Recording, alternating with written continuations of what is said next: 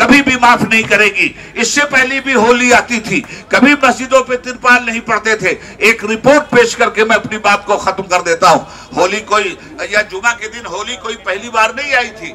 सुनिए, 14 मार्च 1952 दिन जुमा होली का त्योहार, 7 मार्च 1958 दिन जुमा होली का त्योहार, 21 मार्च 1969 दिन जुमा होली का त्योहार, 28 मार्च 1975 जुमा का दिन होली का त्योहार, 7 मार्च 1980 जुमा का दिन होली, 28 मार्च 1986 जुमा के दिन होली, 21 मार्च 1997 जुमा के दिन होली, 21 मार्च 2003 जुमा के दिन होली, 21 मार्च 2008 जुमा के दिन होली, 29 मार्च 2013 जुमा के दिन होली, 22 मार्च 2019 जुमा के दिन होली और 14 मार्च 2025 की होली को लेकर माहौल में जितना जहर घोला गया आजाद हिंदुस्तान में,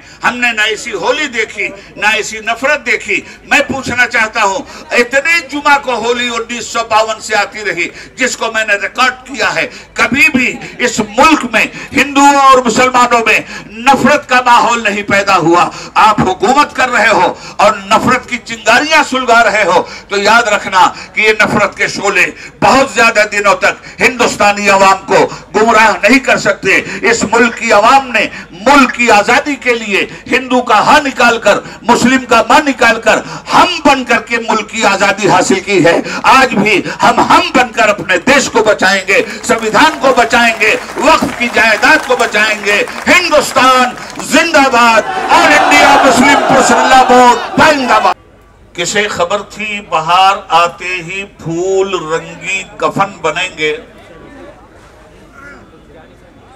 किसे खबर थी बाहर आते ही फूल रंगी कफन बनेंगे, कदम कदम पर रविश रविश पर चमन में दारो रसन बनेंगे। न होता गुलची का लब पे शिकवा, न करते फूलों की आरजू हम, अगर समझते चमन के दुश्मन मुहाफिजाने चमन बनेंगे। रहे तलब में यकीन था किसको कि होगा एक दिन ये सानेहा भी, रुकेगा मंजिल पे कारवां जब तो राह बर राहजन बनेंगे। मोहतरम हजरात, आज का ये अजीमुश्शान विशाल धरना all India Muslim Personal board के तहत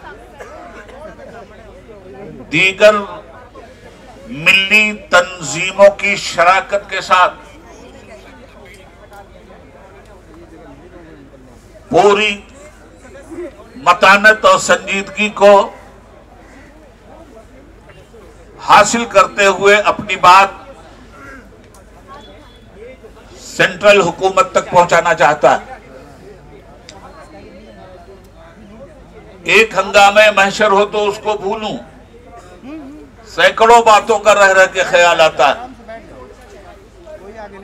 हिंदुस्तान एक जमहूरी मुल्क है, दुनिया की सबसे बड़ी डेमोक्रेसी। हिंदुस्तान का संविधान मुल्क के हर बाशिंदे को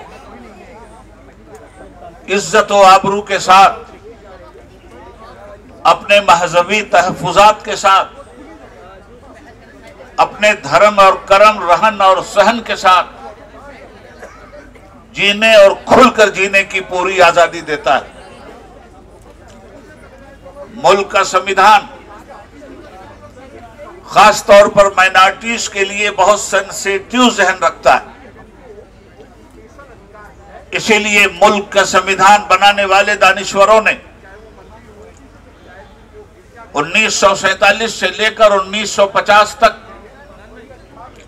ये महसूस कर लिया था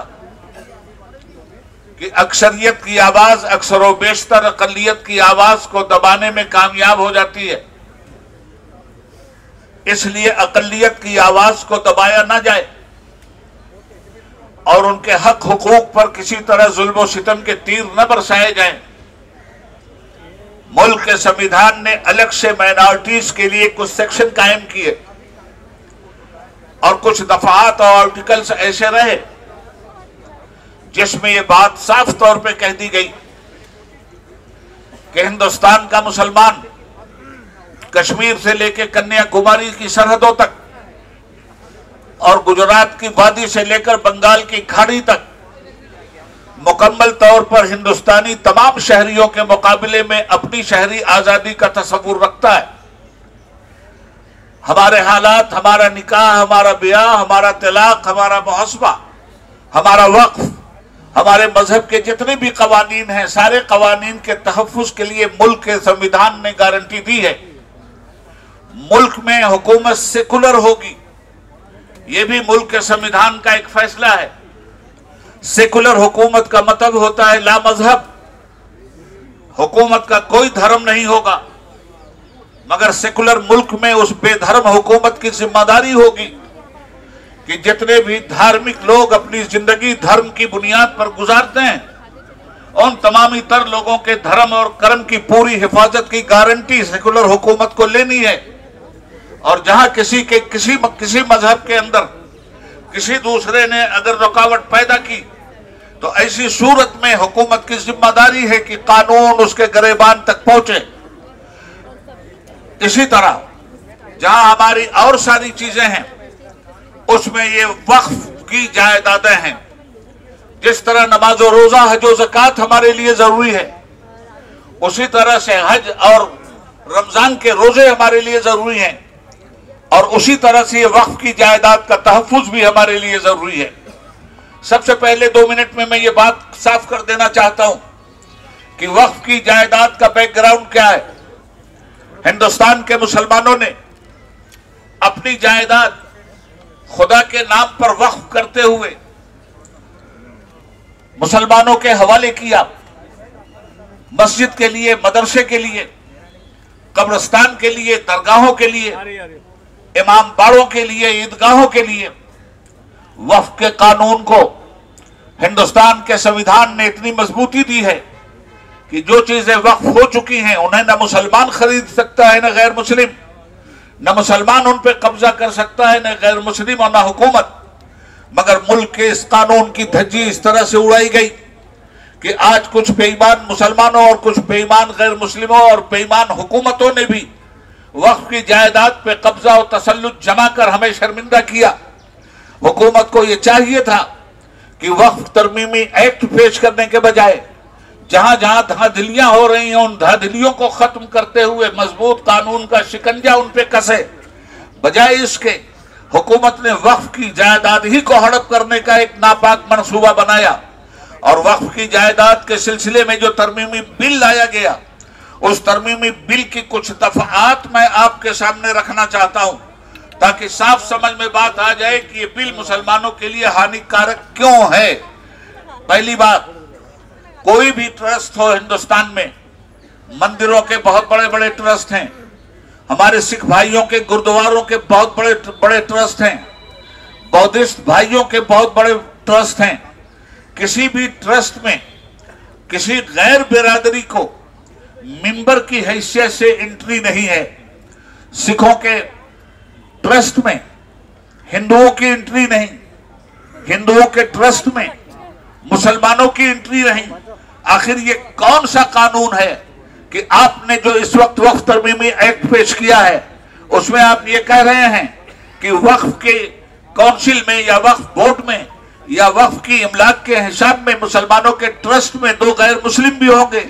ये तानाशाही, ये अंग्रेजों के दौर की हमें याद दिलाती है। सफेद अंग्रेज चले गए मगर काली औलादे पैदा करके गए।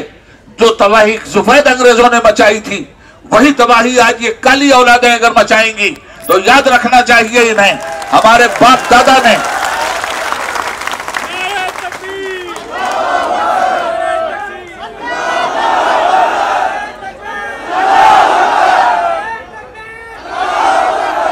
याद रखना चाहिए इस बात को कि हिंदुस्तान में हम ताबेदार बनकर जीने के लिए तैयार नहीं थे।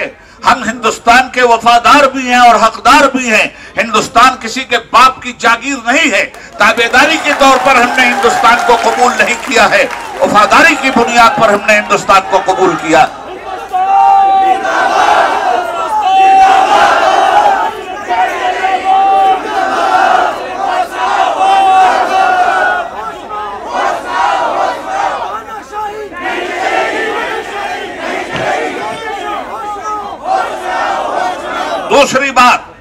दूसरी बात यह है कि पहले अभी तक तो ये बिल पास नहीं हुआ है, खुदा करे ये बिल इनकी पॉलिटिकल बिल में हमेशा के लिए घुस जाए।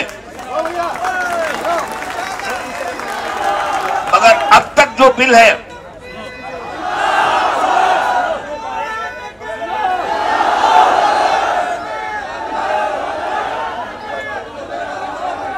अब तक वक्फ में एक सर्वे कमीशन होता है, जरा इसको भी जहन में रख लीजिएगा ताकि तफसील पूरी हो जाए और मेरे पीछे आने वाले फाजिल मुकर्रिरीन के लिए सहूलतें भी पैदा हो जाएं। एक वक्फ का कमिश्नर, पूरे सूबे में एक कमिश्नर होता है, वो पूरे सूबे की वक्फ जायदाद का सर्वे करके गवर्नमेंट को देता है और उसमें ये बात क्लियर होती है कि कहां कहां वक्फ की इमलाक पर किन किन बेईमानों ने कब्जा कर रखा है। अब उस चीज को भी हटाया जा रहा है। अब ये पावर डिस्ट्रिक्ट कलेक्टर को दिया जा रहा है। फॉर एग्जाम्पल यूपी में 80 जिले हैं, 80 जिलों का एक कमिश्नर होता है। अब 80 जिलों में 80 कलेक्टर आपकी वक्फ की जायदाद के को देखने वाले होंगे और कलेक्टर साहब आपसे ये पूछेंगे, भाई रेलवे को हड़प कर गए, तुम हड़प कर गए, हवाई जहाज हड़प कर गए, एयरपोर्ट हड़प कर गए, वो बहुत गया हड़प करना चाहते हो, वो हड़प कर रहे हो। सब इतने बड़े हड़पू हो तुम कि सब कुछ हड़प करके चले जाओगे और मिल्लत खामोश बैठी रहेगी, ऐसा कभी नहीं हो सकता।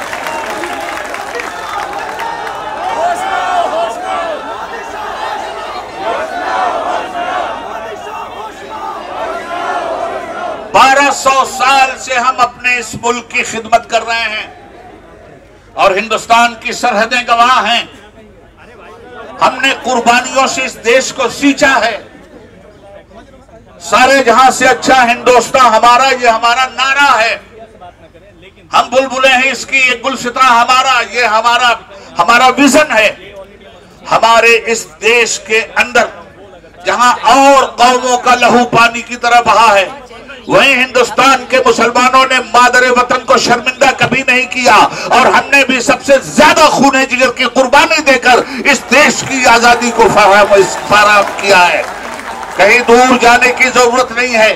इसी दिल्ली में इंडिया गेट है। इंडिया गेट पे अगर किसी बेईमान को बेईमानी से अलग हटकर ईमानदारी का 40वां हिस्सा बतौर खैरात और ज़कात मिला हो तो जाकर के वो देख ले कि इंडिया गेट पर सबसे ज्यादा मुसलमानों की कुर्बानी का लहू चमक रहा है, जिसे दुनिया का कोई नफरती चिंटू मिटा नहीं सकता।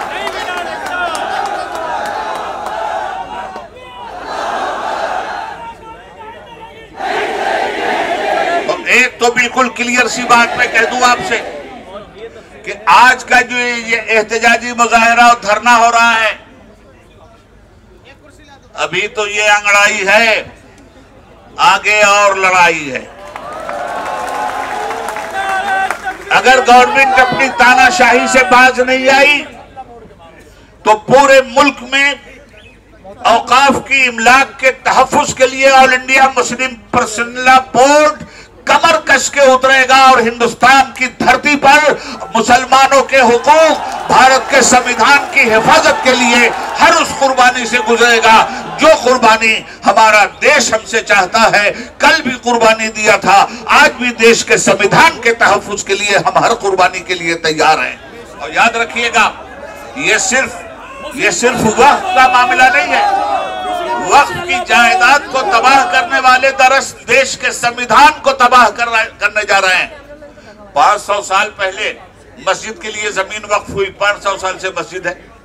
1000 साल पहले ईदगाह के लिए मस्जिद वक्फ हुई, ईदगाह 1000 साल से चली आ रही है। कब्रिस्तान 1000 साल से चले आ रहे हैं। अब कलेक्टर साहब के लिए ये रास्ता खोल के रख दिया गया कि कलेक्टर साहब आपसे पूछेंगे आपकी मस्जिद का पेपर कहां है। ये पेपर का खेल बहुत पुराना है। 100 साल पहले, 200 साल पहले, 800 साल पहले लोग जुबानी वक्फ कर देते थे और वक्फ इमला पे काम होता था। रजिस्ट्रेशन आज भी हो रहे हैं, होना चाहिए, मगर रजिस्ट्रेशन की भी एक उम्र है। जिस जमाने में ये रजिस्ट्रेशन नहीं होते थे उस जमाने में तो लोग जुबानी वक्फ कर देते थे और वक्फ हो गई जमीन तो उस पर कब्रिस्तान आबाद हो जाता था। आज अब ये कहेंगे इसके जरिए कि बताइए कब्रिस्तान के पेपर कहां हैं। आपके पास पेपर नहीं है तो आपने वक्फ के नाम पर भारत की धरती पे कब्जा जरूर जबरदस्ती कर लिया है। आपने गवर्नमेंट की जमीन पे कब्जा किया, इसलिए इस पे बुलडोजर चलेगा, इसलिए मस्जिद पे बुलडोजर चलेगा, इसलिए ईदगाह पे बुलडोजर चलेगा, इसलिए इमामबाड़े पे बुलडोजर चलेगा। ये कोई बाप की पपौती नहीं है, कोई आपकी हुकूमत शख्सी नहीं है। आप भी 5 साल के खैराती दान पर आए हैं, वो भी मतदान पर आए हैं, इसे मत भूलिएगा।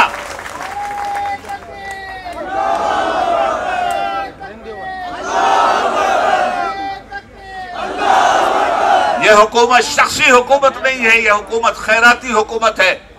मैं साबित करूंगा इस बात को। आप कहते हो ना मतदान, ये हमारा मीडिया कहता है मतदान कीजिए और नेताजी कहते हैं आप मतदाता हैं। तो मत के माना वोट, दान के माने खैरात। हमारी खैरात से बनो प्राइम मिनिस्टर, हमारी खैरात से बनो होम मिनिस्टर और हमारे ही साथ दादागिरी ये नहीं चलने वाली है। खैर, वक्त की कमी है, हमारे और भी स्पीकर हैं।